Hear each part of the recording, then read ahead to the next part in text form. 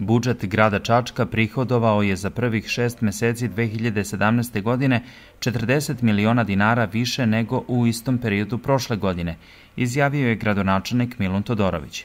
Ističe da je prihod grada 1,41 milijarda dinara. Todorović je rekao da bi rebalansom budžeta udruženja osoba sa invaliditetom trebalo da dobiju više sredstava. Udruženje invalida i dijabetičara i svih onih ostalih koji su u ovoj masi dotacija, rekao bih, zakinuti. Odnosno, nisu dobili sredstava koliko bi mi želeli i koliko možemo na kraju krajeva da im isplatimo. I na tom pitanju radimo zaista Uprava za finansije, Ministarstvo finansija Republike Srbije. Zajedno očekujemo pozitivan odgovor i da onda naravno i svi ostali i udruženja invalida, ali i razni sportski kolektivi dobiju određena sredstva koja mislimo da zaslužuju. U Zlatiborskom okrugu ne postoji sudski tumač, već samo prevodioci, od kojih je 3 u Užicu. Poznavanje znakovnog jezika i 5 godina radnog iskustva bili su uslovi za sudskog tumača, ali to niko ne ispunjava. Vesna Radojević radi kao prevodilac znakovnog jezika u Savezu gluvih i nagluvih Užice. Kaže da često izlazi na teren kako bi pomogla gluvim i nagluvim osobama da se sporazumeju prilikom odlaska kod lekara, opštinu ili neku drugu instituciju. Slabe ću ljudi upoznati sa našim znakovnim jezikom, jer ne znaju da je taj zakon osnovan pre 2 godine.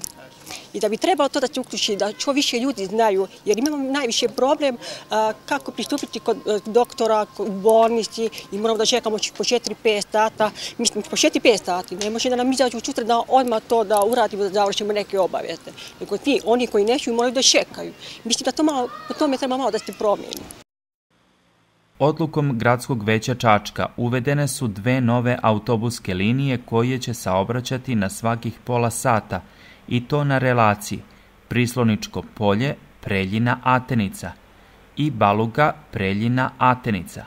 Gradonačelnik Milun Todorović je rekao da je zadovoljan uslugom koju pruža autoprevoz, podsetivši da su nabavljeni novi hibridni autobusi jedinstveni u Srbiji. Gradonačelnik Užica Tihomir Petković priredio je prijem za Miloša Zarića, koji je na nedavno završenom svetskom prvenstvu u para-atletici u Londonu osvojio zlatnu medalju. Do najsjajnijeg odličja Zarić je došao u bacanju koplja hicem od 30,83 metra. Dao sam sve od sebe, sljedeće godine je još lakše evropsko prvenstvo.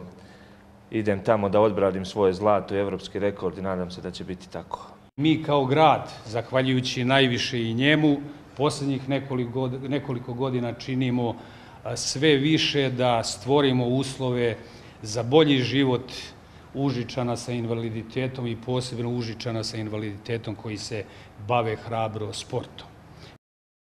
Portal za osobe sa invaliditetom Zapadne Srbije danas slavi 1. rođendan. U proteklih godinu dana objavili smo više od 2000 tekstova, fotografija, audio i videoklipova. Svake nedelje emitovan je i pregled na znakovnom jeziku. Objavljivali smo priče o životu osoba sa invaliditetom, problemima sa kojima se suočavaju, kao i njihovim uspesima.